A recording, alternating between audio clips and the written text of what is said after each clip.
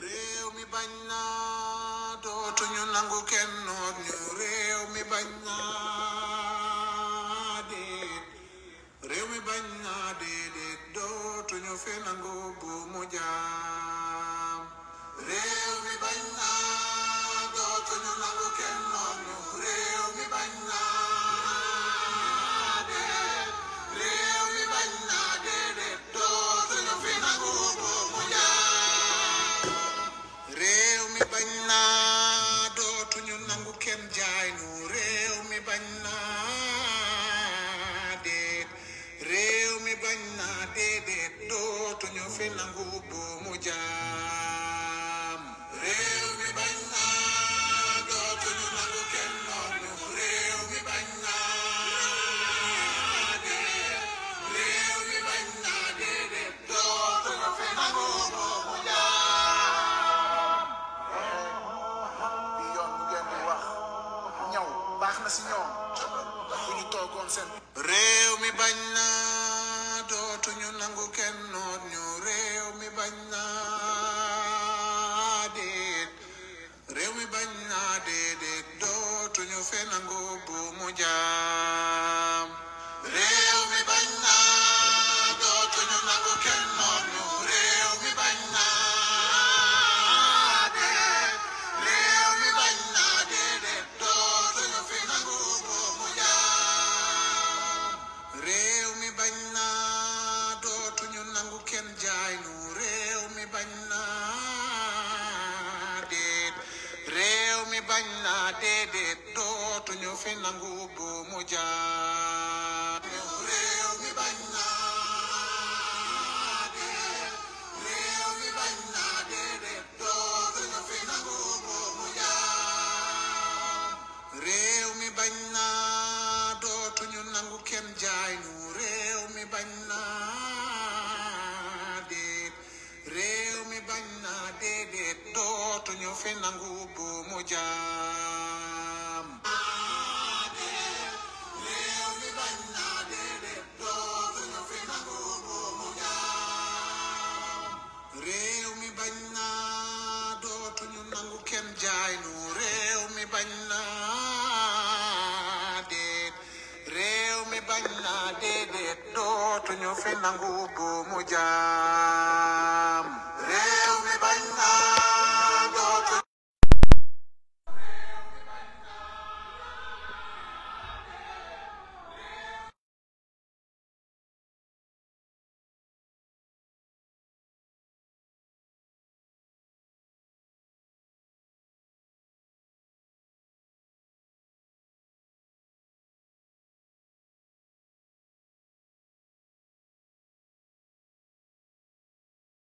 seen bakkan am na valeur ay xam na li ñu dee c'est bien fait pour eux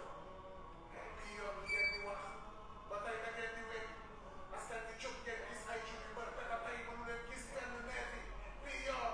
mu ngeen di wax si bii chasse à l'homme on assiste à des sectes boobu frère mbokk yi asalaamaaleykum ñu ngi leen di nuyu di leen ziyaare di leen ñaanal jàmm lii ab ubbe rek la ab introduction ndax bu ci kanamee tuuti dinañ leen dégtal waxtaan bi taxoon ñu jox leen rendez-vous ci waxtu wi li andi lii nag mooy diggante ca suba ba ñuy enregistré waxtaan bi ak waxtu wi ñu toll dafa am xibaar yu doy waar yu ñu dab mooy xibaar bi nga xam ne mu nga xewee fële ci suñuy mbokk yu nekk Ngor ñu ne nag dinañu ubbee waxtaan bi ci loolu gannaaw bu ñu gërëmee sant suñuy nattaango leaderu Yewwi Askan Wi nga xam ne tey def nañu waxtaan wu am solo waxtaan ak sénégalais yi te jëmale ko ci suñu jëmm daal di feddale kóllëre ak xaritoo waaye surtout feddale diggante gi nga xam ne moo dox ci man ak ñoom ci li nga xam ne gëm-gëm la pas-pas la ak bëgg réew mi la mbokk yi li xew Yoff li xew Ngor ñun ñëpp ko gisandoo muy lu doy waar ab nguur boo xam ne day xëccoog askanam suuf soo xam ne matul sax hectare gën saa bëri ne nañ 6000 mètres carrés la mu koy xëccoog askanam ba mu jar violence bii nga xam ne ñun ñëpp gis nañ ko nguur goo xam ne day xëccoog askanam lu tuuti ci suuf gannaaw bi ñu xañee askan woowu suuf su bari soo xam ne seeni maam ak seeni maamaat amoon nañ ko ba tey soo demee Ngor nit ñaa ngi dund ci xat goo xam ne ndax famille yi màgg na yaatu na ñu dagg suuf sépp séddoo ko ak jaay ko ba tey tuuti leen dese woon ñu amoon mbébét def fa ay projet ñu leen loolu du fa amee nguur gu ñàkk yërmande ci askanam ba loolu andi lii nga xam ne Sénégal yépp a ngi koy gis àdduna bi yépp di ko gis muy dal ci kaw sa population nguur goo xam ne lenn rek la xam diggante ak population bi mooy ku yëngu naa dal ci kawam naa ko tënc naa ko gaañ loolu yépp na ñu teg ko ci force restera à la loi fàtte ni nag force restera à la loi mooy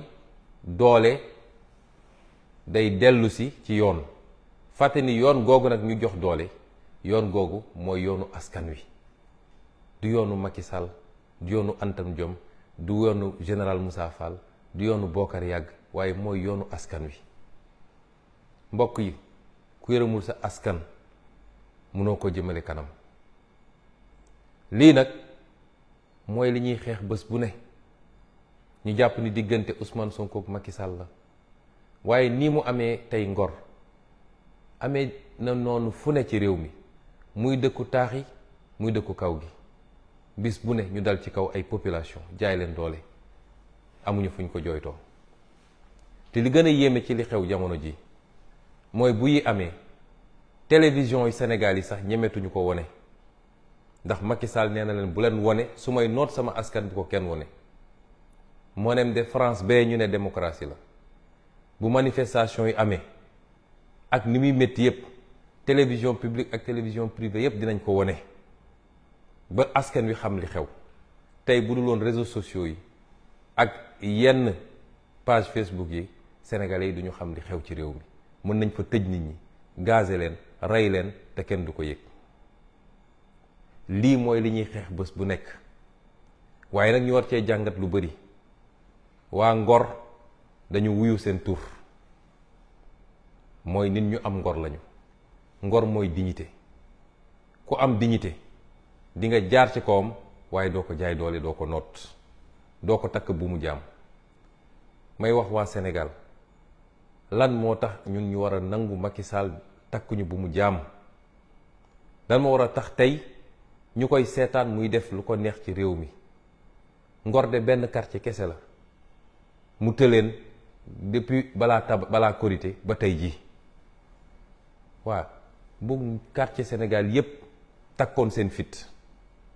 takk seen ndigg jàkkaarloog Macky Sall gëm naa ni du fi def genn wàllu fan dina takk ay bagages am dem ñii woo nag ñépp ñu am solidarité ak waa Ngor rawatina ñii seen dëkkandoo di Yoof di Wakaam ba Cambérène waaye feneen ak feneen ci Sénégal benn sénégalais waratul nangu di toog di seetaan ñuy noot ay sénégalais di leen bunduxatal di leen métital di leen rey di leen gaañ dégg nañu sànq ab xibaar boo xam ne ñu ngi koy vérifié wu ñu ne ñu am na benn gone gu jigéen gu ci ñàkk bakkanam ñu ngi ñaan yàlla loolu bu mu am ndax nguuru Macky Sall li fi rot ci bakkan bëri na ci ay manifestation kese gis nañu ay image yoo xam ne yu doy waar la ay nit nekk ci ay plage ñu leen di tiire ay bal fetal te balaa Korité bi gis nañ fa image yu doy waar ay nit yor ay fetal nekk ci ay yoonu koñ di chargé di tiire ci kër yi mu fàttali leen li xewoon sama kër le 7 février 2021 nga xam ne ay alkaati la ñu gis ñu taxaw ci kaw ay toit di tiire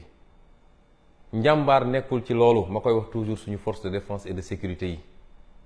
lañ leen formé ñi ngi li ñuy xaar ci yéen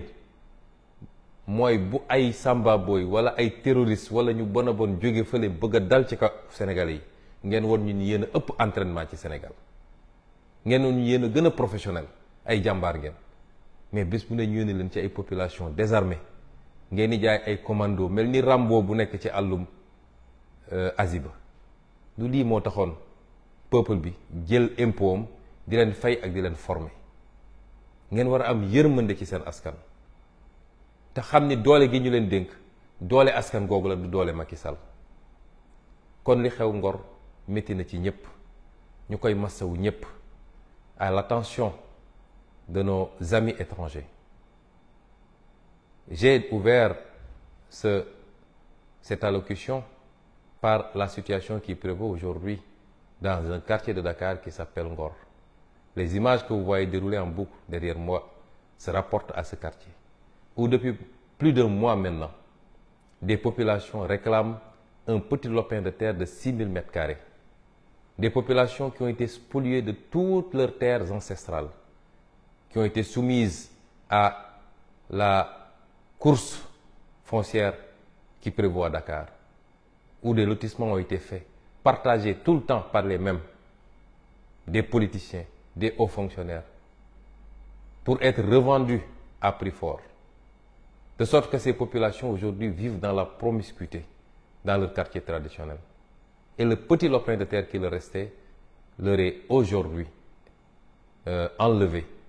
pour soi-disant l'édification d'une brigade de gendarmerie, ce qu'il faudrait vérifier d'ailleurs. Et ces populations disent niet. Et la seule réponse que Macky Sall leur sert, c'est encore la répression, la violence et la brigade. Et les images qu'on a vues aujourd'hui, les images qu'on a vues les jours passés, sont indignes d'un État comme le Sénégal. Et Macky Sall use et abuse de la répression sous le fallacieux prétexte que force doit rester à la loi, ignorant que la loi, c'est le peuple sénégalais. Et ce qui se passe est déplorable. Et c'est cela l'objet de notre combat de tous les jours. C'est ces violences que nous subissons tous les jours. Beaucoup de Sénégalais ou certains Sénégalais ont pu penser que c'est une adversité politique simplement, que ça tourne autour de la conquête du pouvoir. Que nenni, on se bat pour des principes et des idéaux, pour que notre démocratie, pour que nos libertés ne soient pas confisquées par un homme boulimique de pouvoir, entouré de gens qui se sont enrichis sur le dos du Sénégal et des Sénégalais. Et aujourd'hui, nous constatons ce qui se passe à Ngor avec beaucoup d'amertume. Mais l'enseignement qu'on en tire, parce qu'en Wolof, Ngor veut dire dignité. Et ces habitants-là répondent bien au nom de leur cité. Parce que désarmés, même désarmés, ils font face à un régime arbitraire et délibérément violent. Nous appelons tous les Sénégalais à se solidariser avec le quartier de Ngor. Et le principal enseignement que j'en tire, c'est que si les Sénégalais se mettent debout, prennent leur courage à deux mains, il n'y a pas de force de répression qui peut les contenir. Et Macky Sall ne passera pas une journée de plus à la tête de ce pays. Si c'est un quartier qui résiste depuis plus d'un mois, imaginez ce que ferait le soulèvement de tous les quartiers pour résister à l'oppression. Et c'est pourquoi j'appelle tous les Sénégalais, et particulièrement les quartiers limitrophes de Yoff, de Ouakam, de Cambérène, tous les quartiers limitrophes, à se solidariser avec nos frères de Yoff. Nous avons été informés qu'il y aurait eu déjà un mort, précisément une jeune fille. Nous sommes en train de vérifier l'information et nous souhaiterons qu'il n'en soit pas ainsi. Et ce serait déplorable parce qu'il y a eu trop de vies humaines perdues sous le régime de Macky Sall, abattues lâchement par des forces de défense et de sécurité pendant des manifestations. Des dizaines aujourd'hui. Et Macky Sall ne compte pas s'arrêter à si bon chemin. Il faut arrêter ce massacre qui ne dit pas son nom. Et c'est pourquoi je lance un appel à tous les Sénégalais et à toute la communauté internationale à s'intéresser de très près à ce qui se passe au Sénégal. mbokk yi lii la ñu bëggoon a ubbee parce que lu ñu dab la balaa ñuy commencer yéeguñu ko woon ba ñuy door enregistrement bi sànq ci suba. ñu ngi leen di jox rendez-vous dans quelques minutes le temps que techniciens yi positionné élément bi ngeen mën a déglu li nga xam ne mooy waxtaan bi ñu seq ak yéen tey asalaamualeykum wa rahmatullah wa barakaatu.